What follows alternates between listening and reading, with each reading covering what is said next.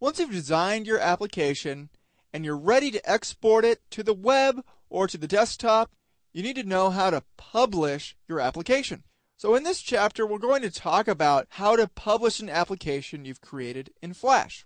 The first thing you need to understand is that a Swift file doesn't appear alone on the web. So you don't browse to myfile.swift on a website, but rather a Swift file is embedded within an HTML file. You can do that embedding in Dreamweaver or another application, but you can also use Flash to create the HTML file for you.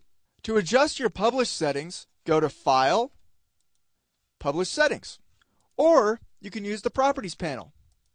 In the Properties panel, you can click the Edit button next to Profile. This opens up the Publish Settings window. From there, you can go to Formats to choose which file format you'd like to export to. The default is just Flash and HTML. Each time you check a box, you'll see the tab appear next to the Formats tab. In each tab, you can control the settings for that particular file type. So if I click the Flash tab, I see settings for my Swift file, and if I click the HTML tab, I see settings for the HTML file. Again, throughout this chapter, we'll look at how to publish Flash content, but for now I just want you to take away that you can access the Publish Settings window by clicking the Edit button in the Properties panel or by going to File, Publish Settings. Let's look at modifying HTML settings for your application. So on the stage I have a video using the FLV playback component that has a button to allow full screen. Remember that full screen needs to be set in your HTML file in order to allow full screen Flash. Let's take a look at our publish settings and make that adjustment. So I'll click the Edit button through the Properties panel and then go to the HTML tab in the Publish Settings window. For the template, I'll choose Flash Only, Allow Full Screen. Now if I make that change, then I can test the application in a web browser by going to File, Publish Preview, Default. That's HTML.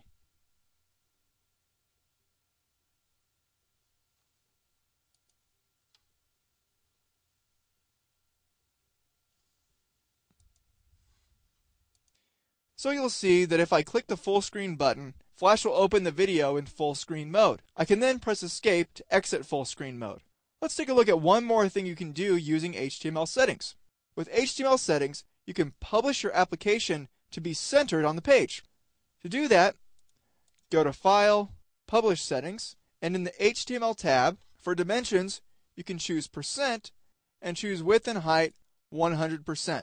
Then we need to make sure that the Swift file is not scaled. To do that, go into the Scale mode and choose No Scale. After you've made those changes, you can adjust the Flash alignment settings to put your content in the center of the page. As a side note, if you adjust the window mode to transparent windowless or opaque windowless, then you can have other content behind your Flash content where there's transparency. It's kind of like publishing a video with an alpha channel. So I'll click OK, and we'll preview this application in a web browser, and notice that it's centered. So File, Publish Preview, Default.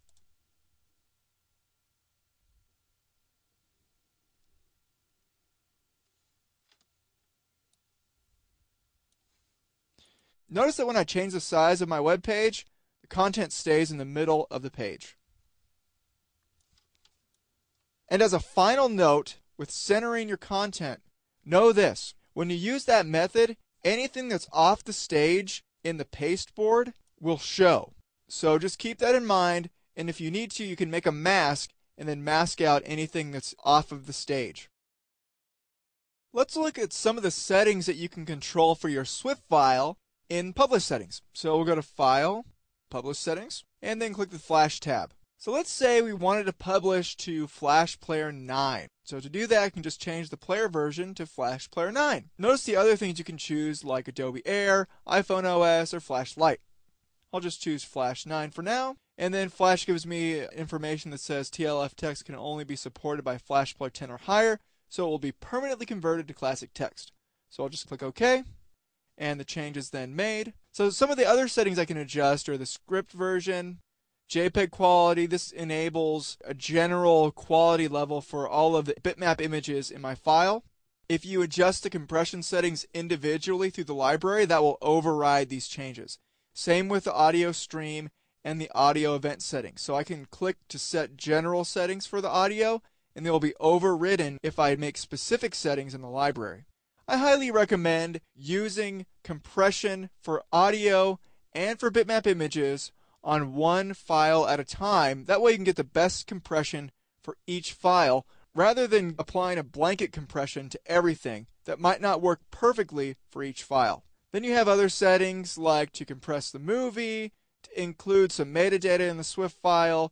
You can choose to generate a size report text file that talks about the size of your file. You can protect the file from import using a password. You can control security settings. And one thing that's pretty exciting is you can add hardware acceleration. So if you click the drop down, you can choose to use the GPU to have graphics card accelerated performance.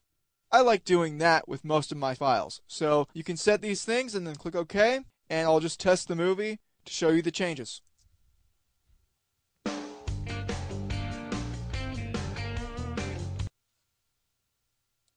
So to adjust Swift settings for exporting, just go to Publish Settings and click the Flash tab. A better method than publishing directly from Flash is using a JavaScript library called SwiftObject.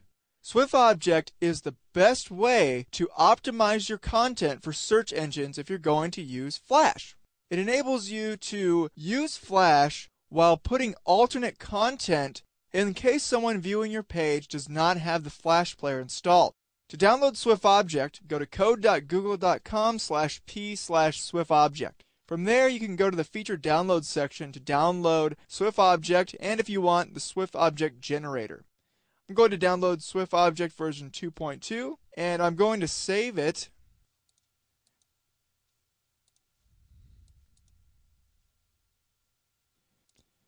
into the same folder as my HTML file. So I'll just click Save and save it in there. And then I'm going to save the SwiftObject generator. And this will generate the code that I need. So I'm going to open that file up in a web browser. And I'm going to copy and paste this code. So let's go through and talk about how this works. So we have the SwiftObject that's looking for the file name. So this is just going to be swiftobject.js. I'm going to choose dynamic publishing for the type. Dynamic publishing is the preferred method because it allows you to have really clear alternate content for the search engines. Static publishing is more for devices that have poor JavaScript support but still have Flash support. So I'll detect Flash version 10 since I published my application at Flash Player 10. And then for my HTML container ID, I'll refer to my HTML file, which is in another tab. I called it alt content. So let's go back to Firefox and I'll type alt content. My Swift file is gallery.swift and the dimensions are 910 by 540 pixels. And in alternate content section, I can put alternate content. So this is what's going to show if the Flash player is not installed. So I'll just type, here is the alternate content for the image gallery.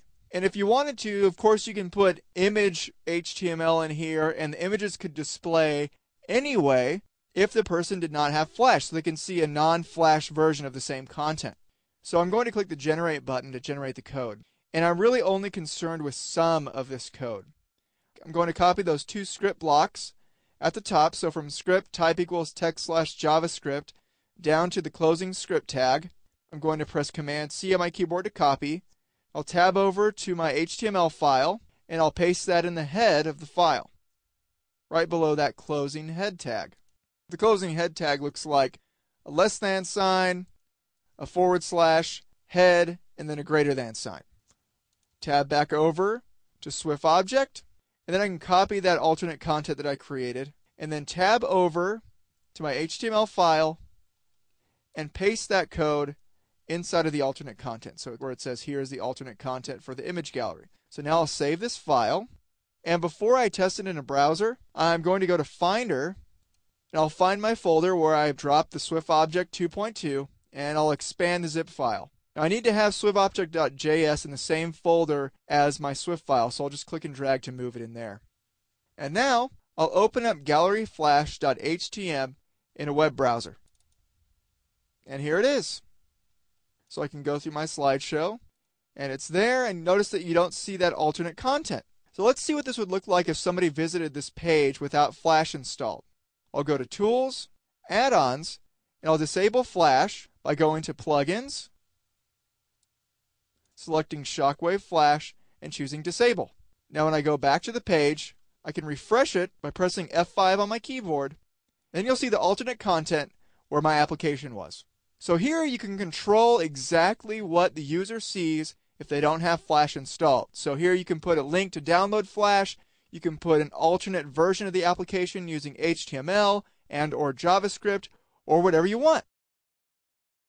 Let's look at how to export images from Flash. So on the stage, I created some artwork.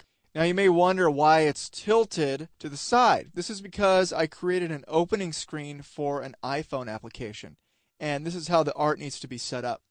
My goal is to have a PNG file that the iPhone can recognize. So look at how this artwork that I created in Flash and export it as a PNG file. To do that, go to File, Publish Settings. In the Publish Settings window, you can check the image formats of your choice. So for now, I'll just choose GIF, JPEG, and PNG, and then we'll go through each one and talk about them. So for GIF settings, I can actually export an animated GIF. So I can choose whether I want static or animated, to loop continuously, or to repeat a certain number of times, etc. I can also choose to optimize the colors, or set the transparency, and the palette. For JPEG settings, everything's a little bit more simple. I can choose the dimensions that I'm going to export the image at, the quality of the JPEG, and whether or not to use progressive mode. For now, I'm really interested in exporting the PNG file, so I can control my settings here. So I can set the dimensions, I can choose whether to use 8-bit or 24-bit, or have an alpha channel. That's a transparency in the background. And then I can choose how to optimize my artwork, max colors, and some options to apply filters. I'm just going to click OK. Another way to export a PNG file is to just go to File, Export, Export Image. That exports the whole amount of artwork on the stage. So from here, I can go to my desktop and find the folder for this chapter and choose PNG image for my format.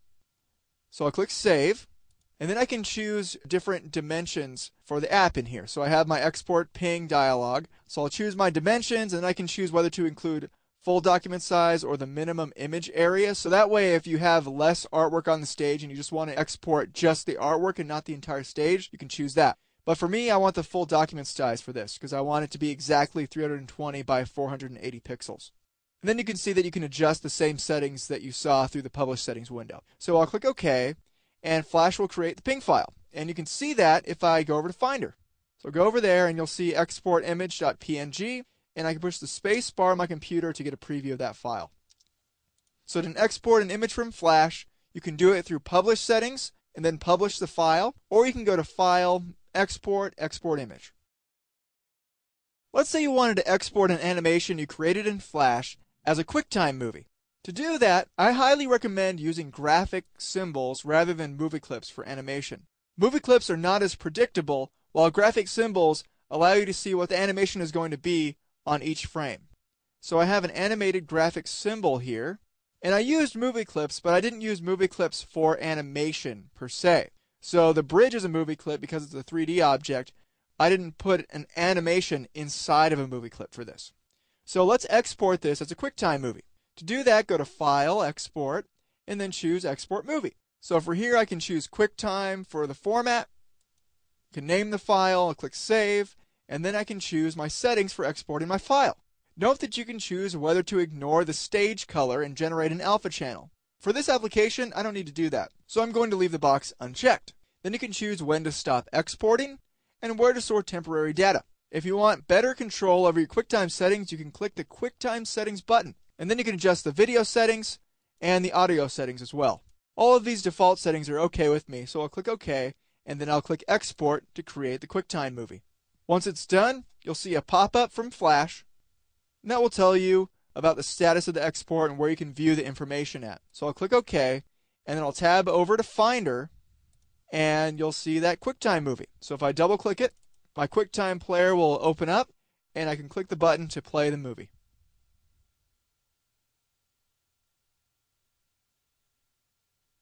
So there you have it. To get a QuickTime movie out of Flash, just make sure to use graphic symbols, and you can just go to File, Export, Export Movie. In this chapter, you're going to learn how to build a slideshow from scratch. The slideshow will have several different animations of bitmap images, music, and ActionScript interactivity. Let's take a look at the finished slideshow application in a web browser by going to File, Publish Preview, Default, HTML.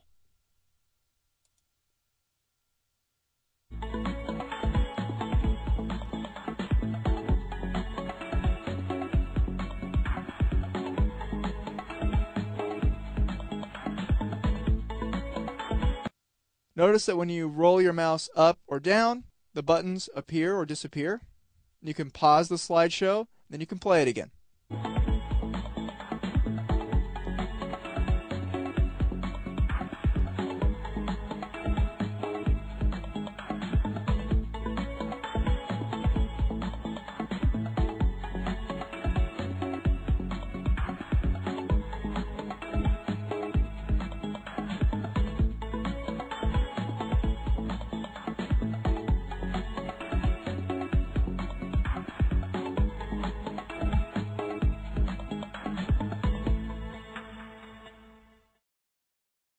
Let's look at importing our images into Flash. So on the stage, I'm starting out with a frame rate of 24 frames per second, a size of 750 by 500, and I'm going to make the stage background black.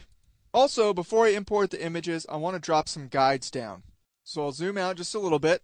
I use the keyboard shortcut Command minus, by the way, Control minus on the PC. And then I'll show my rulers by going to View Rulers, and then I'll click and drag out some guides. I'm doing this because some of my images are going to be larger than my stage size, and I definitely want to make sure that I know where the stage is, so I don't want to make part of the background showing when I don't want it to show. So I have my guides placed, and now I'm going to double click them to make sure they're all in the right place. So the position for the first one should be 0 pixels. I'm doing these both for the top and left guides, so 0 and 0. And then the bottom right guides should have positions of 500 and 750. So I have my guides. Now it's time to import my images. So I'll press the keyboard shortcut Command R, Control R on the PC to import images. And inside of the Chapter 22 folder, I'll go in the Photos folder, and then I'm going to shift click all the images to import them. So I have 5, and they're all being placed on the stage. Once they're placed, I'm going to right click my selection, and I'm going to choose Distribute to Layers. That way Flash will organize my file into layers, and the layers will be named the same as the bitmap images. So I got seaweed.jpg, seashore.jpg, etc. So now I'll convert these to movie clips. Now the reason why I use movie clips instead of graphic symbols is because I can apply filters to movie clips and do a few other things that I can't do to a graphic symbol. So in case I ever want to add those features, I can. So I'll just select each bitmap, press F8 on the keyboard to convert it to a movie clip, and then I'll give them the appropriate names. So seaweed, I'll hide that one. This new one will be seashore, hide it. Seagull, hide.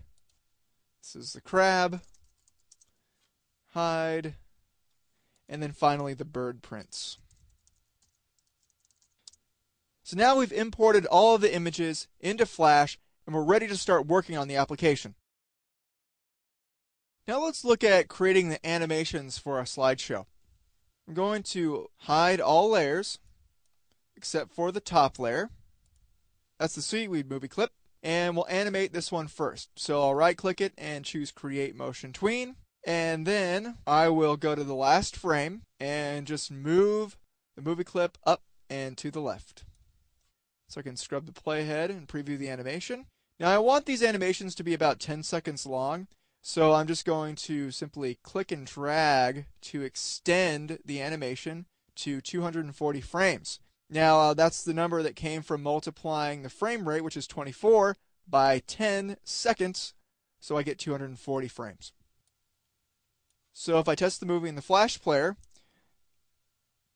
you'll see that the image moves up and to the left. Let's start with it fading in. To do that, I'll go to frame 20, select the artwork on the stage, and then go to Color Effect, choose Alpha, and just drag the slider to 100. Then I'll go back to frame 1, click on the object, drag the alpha slider to 0, and I'll do the opposite at the end of the timeline. So I'll go to frame 220, drag the alpha slider a little bit so that Flash creates a keyframe, and I'll release it at 100. And then at the last frame, I'll select the object again, click and drag the alpha slider down to 0. So now we have the image fading in and then fading out at the end. Now you'll notice some other artwork on the first frame. That's because we didn't animate them yet, so don't worry about that for now. So once you have this animation created, you can create the animations for the seashore and the seagull, and then we'll go from there. Now we'll look at modifying an animation in the motion editor. So for the seagull animation, I just have the movie clip moving up and to the left. But let's say I wanted to add that alpha tween through the motion editor. To do that, I'll select the tween in the timeline and jump over to the motion editor. I'll scroll up to give some more room for the motion editor, and I'll minimize the properties panel. So now I have plenty of space to work in the motion editor.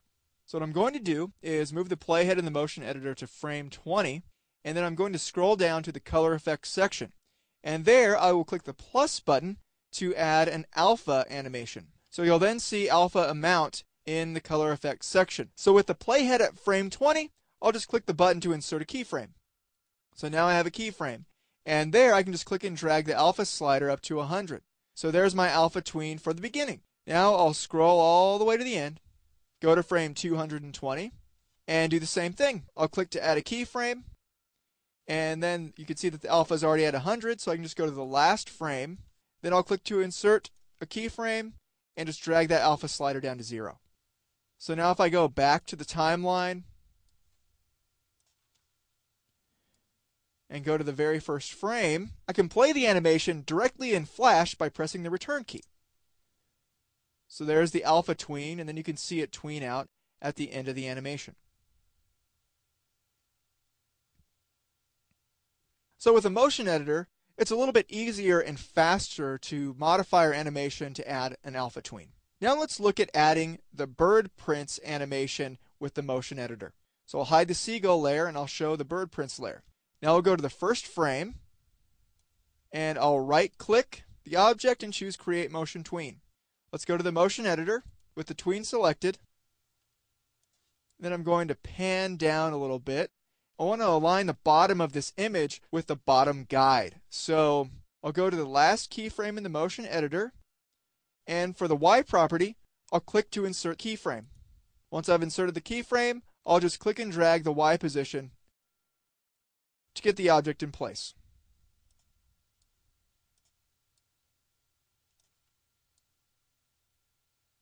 That looks good. So now I want to extend the animation to be 240 frames. So I'll go to the timeline and then click and drag to extend the animation. Now it's 240 frames, so I can click on the animation and add the alpha tween. So I'll do it in the same way that I added the other alpha tween. So I'll go to the very beginning,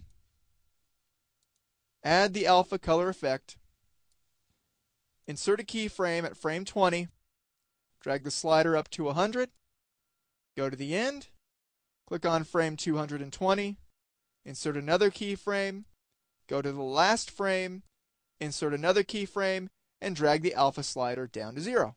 And that's it. So now I have the bird prints animation. And if I wanted to refine it, I could select the object on the stage and then use the up arrow keys to align the object with the bottom of the stage.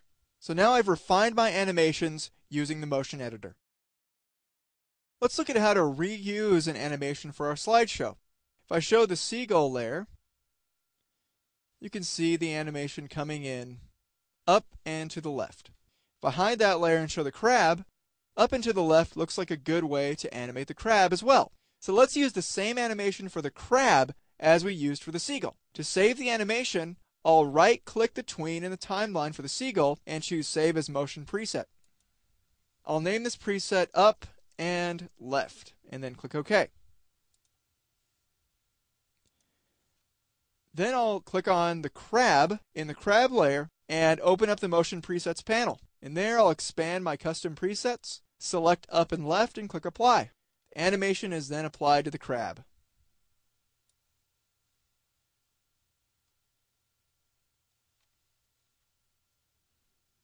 So there we go.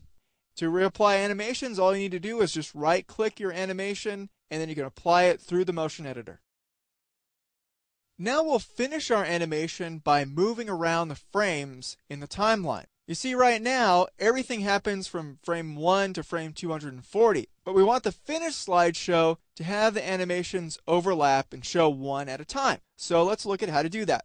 The first thing I'm going to do is expand my timeline area. So I'm going to click and drag in between my layers section and the frame section of the timeline and drag to the left so that I have a little bit more space to look at my layers. Then I'm going to go to a smaller view for my frames. So that way I can see more frames on the stage at once, and it's easier to click and drag a block of frames forward.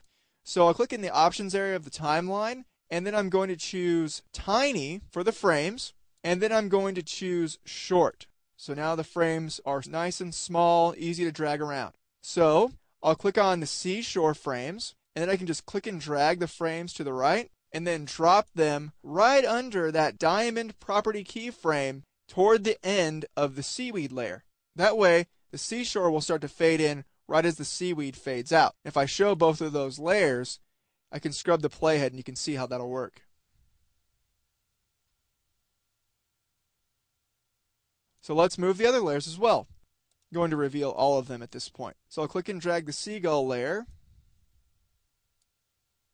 I'll have to scroll in the timeline to get to the right place. I'm just going to drag that so the first keyframe aligns with that property keyframe where the movie clip starts tweening out.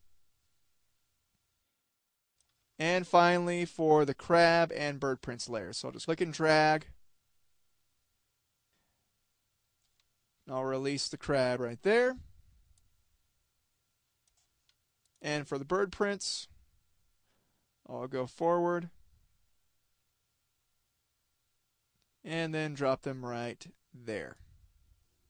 Now if you wanted to, you can go back to a full view, maybe a normal view. You can turn off short, and then you can get these down to the exact frame that you want them. But for me, this is okay. So let's test this out and preview our animation in the Flash player. So you can see the images move, hold for about 10 seconds, and then they fade out, and the next image fades in. So you can watch this to see the whole slideshow. So now that we've moved our frames around and organized all the animations, our animation for this application is complete. Let's add sound to our application now. So I have a sound layer, and I've actually imported a sound to the library already. So all I have to do is select the first keyframe of the sound layer and click and drag the sound from the library onto the stage. Now select the first keyframe of the sound layer and head over to the Properties panel to adjust the syncing method. I'm going to choose Stream this time. The reason I want to choose Stream is because this syncs the sound perfectly with the timeline, so when I stop the timeline, sound also stops, and when I play the timeline, the sound plays. This is going to be useful for when we add buttons to this application. So Stream for the option, and that's it. Let's test the movie in the Flash player and see what it sounds like.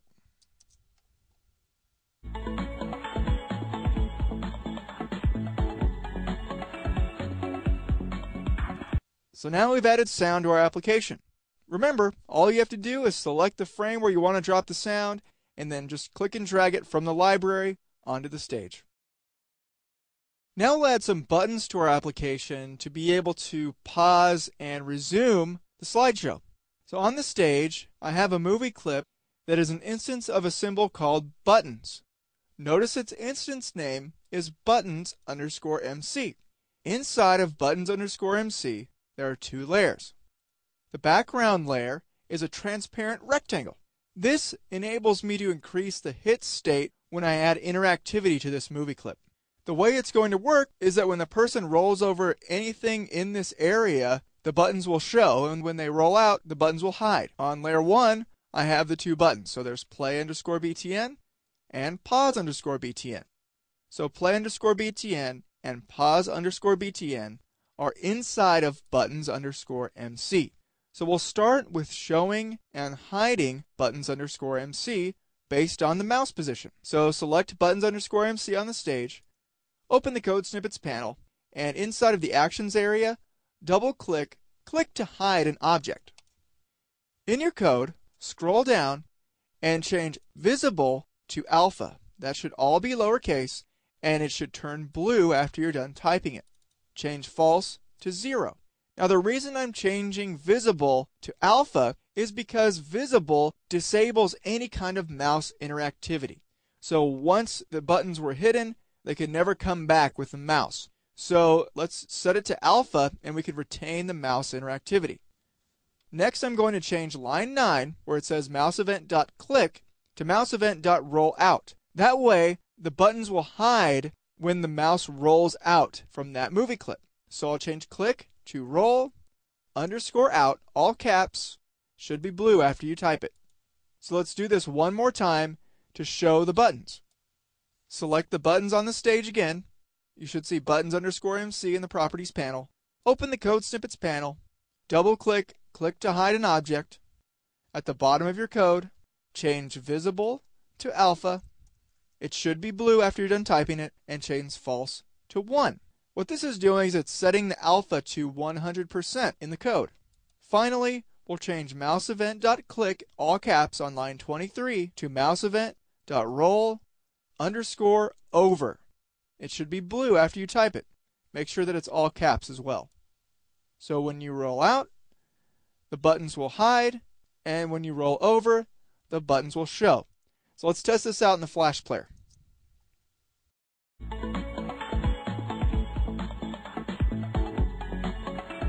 Looks like it's working great. So now we'll add the functionality to play and stop the timeline with the play and pause buttons. Remember, play_btn and pause_btn are inside of buttons_mc. So we'll need to access them through buttons_mc. Let's open up the code snippets panel with buttons_mc selected. You'll notice in the timeline navigation, there's nothing that says click to stop at this frame or click to play at this frame. So we're going to need to write our own code. Don't worry though, you're only going to have to type a couple of characters on your own. So double click mouse click event in the event handler section. Flash then writes the code to detect a mouse click. If you scroll down, you can add your own functionality by replacing the line of code that starts with trace. So I'll select that line of code and I'll type play. That's all lowercase. Then type open and close parentheses, open first, then closed, and a semicolon. So play, open parenthesis, close parenthesis, semicolon. That wasn't too bad, was it? So now we need to communicate to the play button, because right now the timeline will play when you click on buttons_mc. Remember, play_btn is inside of buttons_mc, so we need to access it through buttons_mc. So the code looks like this: buttons_mc dot play_btn. It's all lowercase. I want to point out here that any mistakes in the casing or spelling of your instance names will cause this not to work. So make sure buttons_mc has the same spelling and casing as it does on the timeline. Same with play_btn. You can always confirm your instance names by clicking the Insert Target Path button and expanding buttons_mc. I can then see the casing and spelling for my movie clips and buttons. I'll click Cancel now. So the last step is to add the functionality for the pause button. So we'll close the Actions panel, select buttons_mc, open the Code Snippets panel, and then double-click Mouse Click Event. In here, I'm going to scroll all the way to the bottom of my code and replace the trace statement with a stop action. This will stop the timeline. Again, this is only a few characters. Just type stop, all lowercase, open and close parentheses, and a semicolon. Finally, we'll have to communicate to the pause button through buttons_MC. So on line 56 in my code, maybe different on yours, but it's line 56 in mine, I'm going to change buttons_MC to buttons_MC dot pause_btn. So it should say buttons_MC dot pause_btn dot add event listener. Again, the casing and spelling is exactly the same in my code as it is on the timeline. So let's test this in the Flash player and see the slideshow work.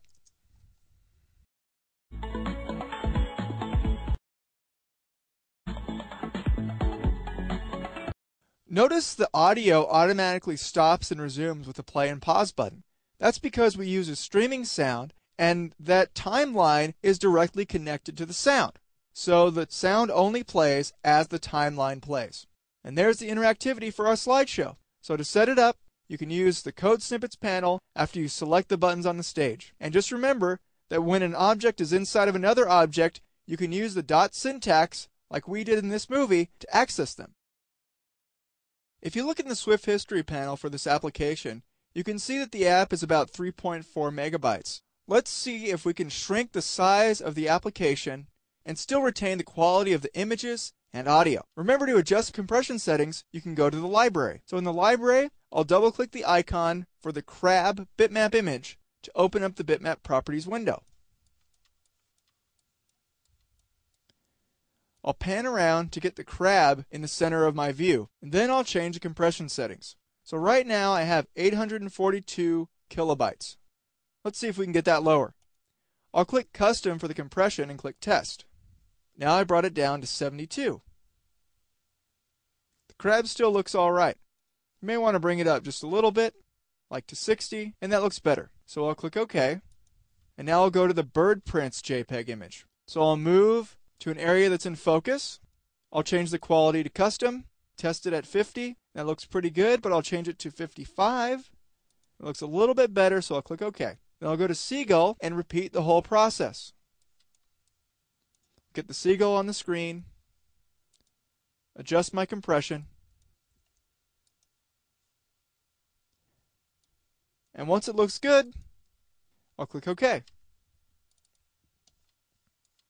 So we got the seashore,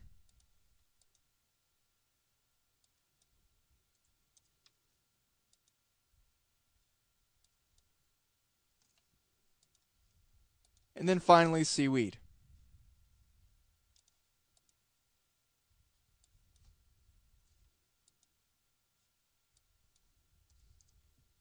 Notice I'm using a slightly different setting for each image. That's the advantage of adjusting the compression of each image one by one, rather than applying one blanket compression setting for all of them through your published properties. Finally, I'll adjust the settings for the sound. So I'll uncheck Use Imported MP3 Quality, and we'll see if I can get the file size down a little bit. Remember to click Test to test the sound and Stop to stop the sound from playing.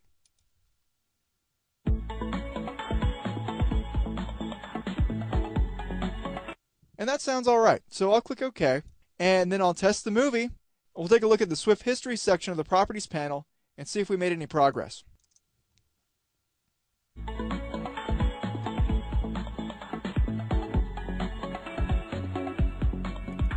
So you can see that the sound still sounds good, the images look good, and we brought the size down to 514K from 3.4 megabytes.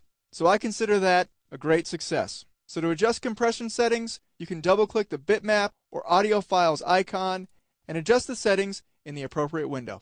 So to adjust bitmap or audio compression settings, just double-click the icon in the library.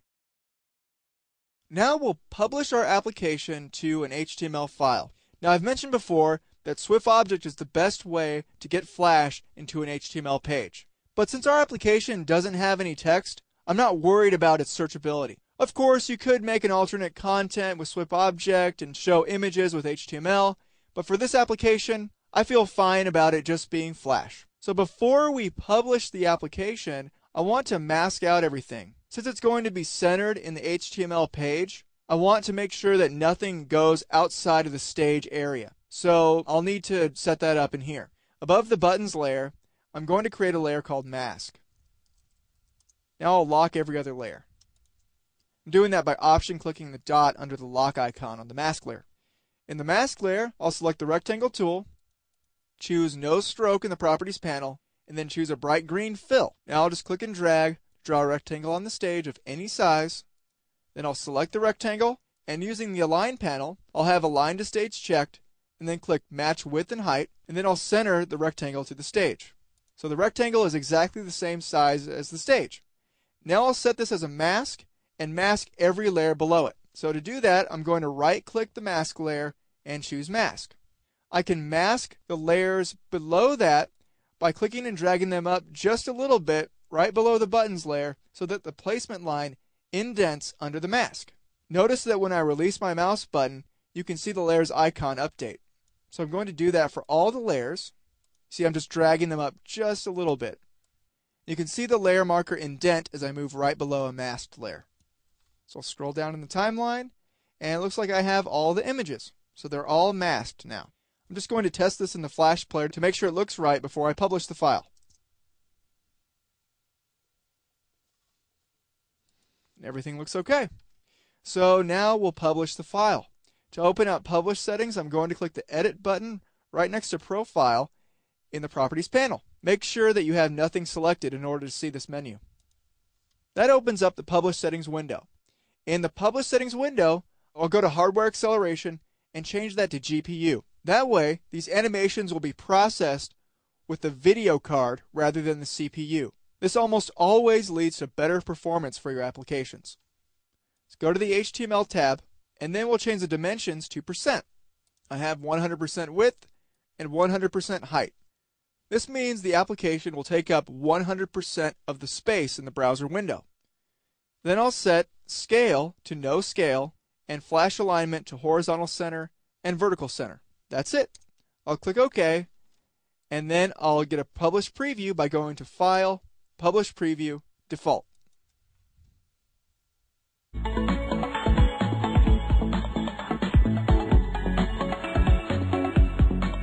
So you can see the slideshow is masked properly, and it's in the horizontal and vertical center of the screen. The images look great, sound sounds great, and the file size is nice and low.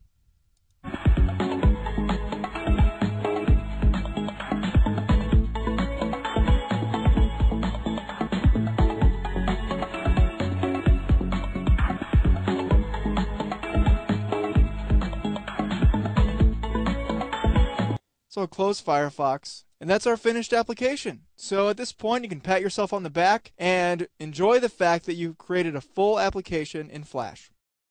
In this chapter, we'll look at how to publish an application using Adobe Air. You can download Adobe Air at get.adobe.com/air. Adobe Air, or Adobe Integrated Runtime, allows you to publish Flash applications to the desktop.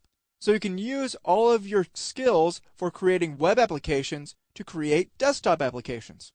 In this chapter, you'll learn how to create a file for publishing in Air and how to publish that file as a desktop application. We'll look at installing it into your operating system and using it just as a native app. So again, before we start out, make sure you have Air installed, and you can download it here, and then meet me back over in Flash. Let's take a look at a simple Air application. If you don't have the exercise files, you can just go to File, New, and choose Adobe Air 2 to create your own Air app. From there, just treat it like you would a normal application. So you can add animations, action script, anything you would put in a normal application that you learned in this title. So I'll just click Cancel. I'm going to show you my application in the Flash player and then walk you through it on the timeline. So let's take a look in the Flash player. Command or turn on the Mac, Control Enter on the PC. So I have several different buttons, and then when you click on them, pictures come up and there's some text. There's also a video that plays.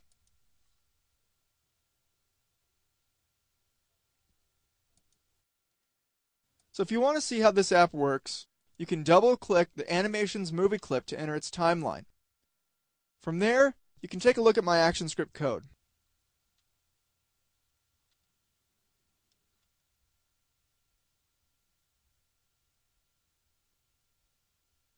This is all code that I showed in the ActionScript chapter. For information about how to create similar code, see Chapter 19 in this title.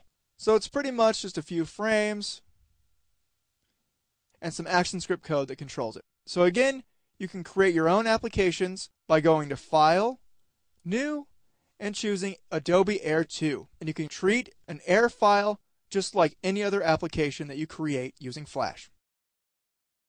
Let's look at publishing an Air application. On the stage, I'll make sure everything is deselected, and then I'll click Edit Adobe Air 2 Settings in the Properties panel. Here, I have the General tab. This shows general settings for my application. I see the output file name, and the file name, the name, and the app ID. So I'll change the file name to 2 trees olive oil. Same thing for the name, 2 trees olive oil. For the app ID, I'll change that to com.linda.2trees olive oil. I can put a description and copyright information if I want as well. Then I need to add the included files. I added picking.flv, which is the name of the video file that plays in this application. You can add files by clicking the plus button. You'll need to add any files that are loaded into your app. So things like video files and other files that are loaded in while your movie is playing. In the Signatures section, you'll need to create a certificate. You can create your own certificate by clicking the New button and typing in the appropriate information. Remember, you'll have to add a password to your file and then type that in here. So I'm going to type my password in for my file. And then I'll check Remember Password for this session. That way, if I need to go back to my published settings, I don't have to type the password in each time. Now I'll move to icons. To add an icon, select the icon, and then click the folder icon and browse to the file. I recommend storing the icons in the same directory as your FLA file. So I'll check 16.ping, go through the other icons, and select them. I actually created these icon settings in Flash, which you can learn about in Chapter 21. So for the 48, I'll choose the 48 image, and for 128, I'll choose 128.ping. In the advanced setting, you can control, well, advanced settings, like the width and height of the window for your application and its starting X and Y position. I'll just click OK, and then we'll publish the file. So go to File, Publish. You'll have to wait a few seconds while Flash publishes your file, and once it's done, you'll find the Air file in the same folder as your FLA file. So you'll see here I have olive_oil.air. I can double-click the file to install it. You'll notice that it installs like any native application. Before you install it, you'll see this screen. Notice that it says the publisher is unknown, and the publisher identity is unknown, and system access is unrestricted. So it looks like this thing is going to do something malicious. But it doesn't have any malicious code inside of it.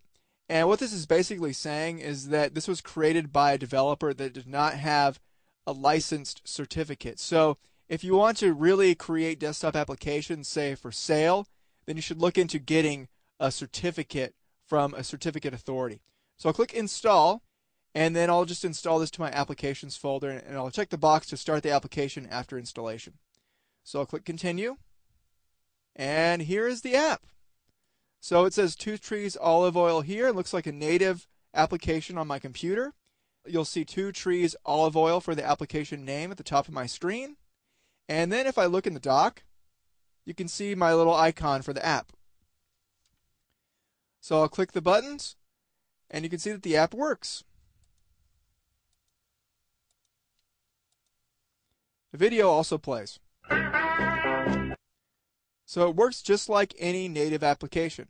If you want to uninstall yours, you install it just like you uninstall any native application on your operating system. So to publish your Air file, you set everything up in the Adobe Air 2 settings window, and then you just go to File, Publish to create the Air file.